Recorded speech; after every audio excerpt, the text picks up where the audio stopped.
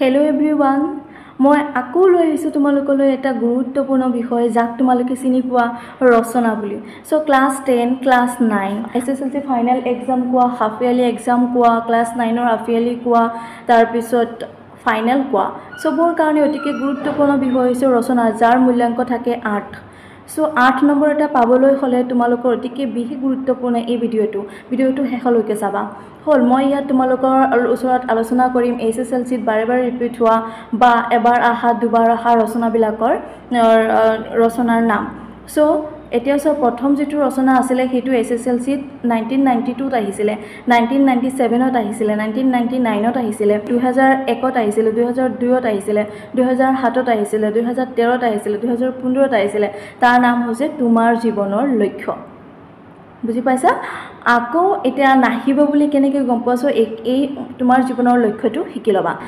বিজ্ঞানৰ উপকাৰিতা আৰু অপকাৰিতা, অৰ্থাৎ যত তোমাৰ জীৱনত ৰাতিপুৱাৰ পৰা ষ্টাৰ্ট কৰি দৈনন্দিন জীৱনত কেনেকৈ বিজ্ঞানৰ প্ৰয়োজন হয় ৰাতি হোৱালৈকে তাৰ বিষয়ে তোমালোকে শিকিব পাৰা, যেটো নেকি এসএসএলসিত ৰিপিট হৈছে। তাৰ পিছত মই একদম ইম্পৰ্টেন্ট খিনি কৈ আছো। তাৰ পিছত হৈছে অসমৰ জাতীয় উৎসৱ বিহু আহিছে আগতে, এসএসএলসি 1994 ত আহিছে।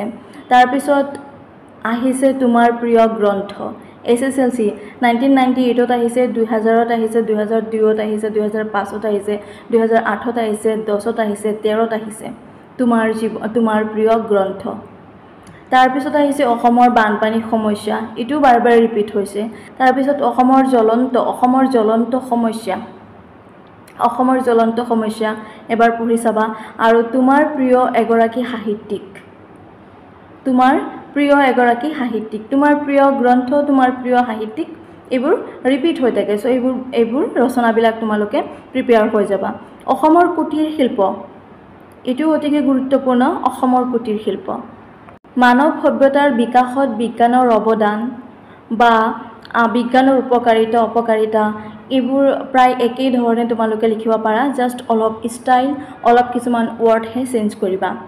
আৰু এইবোৰ ৰিপিট হৈ আছে বাৰে বাৰে এই ৰচনাসমূহ। তাৰ পিছত আছে যে ছাত্ৰ-ছাত্ৰী আৰু সমাজ সেৱা বা সমাজ আৰু তাৰ লগত জড়িত যিমান বিষয় আছে তোমালোকে সেই বিষয়সমূহ প্লাস কনক্লুজন লাষ্টত একদম সমাপ্তি দি পেলাই লিখিবা পইণ্ট ৱাইজ। সো তোমালোকক 8 মাৰ্ক পোৱাৰ পৰা কোনেও বচাই ৰাখিব নোৱাৰে।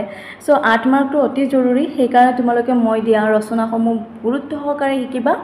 আৰু আকৌ লগ পাম বিহে এটা ধুনীয়া তোমালোকৰ কাৰণে ভিডিঅ' লৈ। আৰু আজিলৈ ইমানতেই, ধন্যবাদ।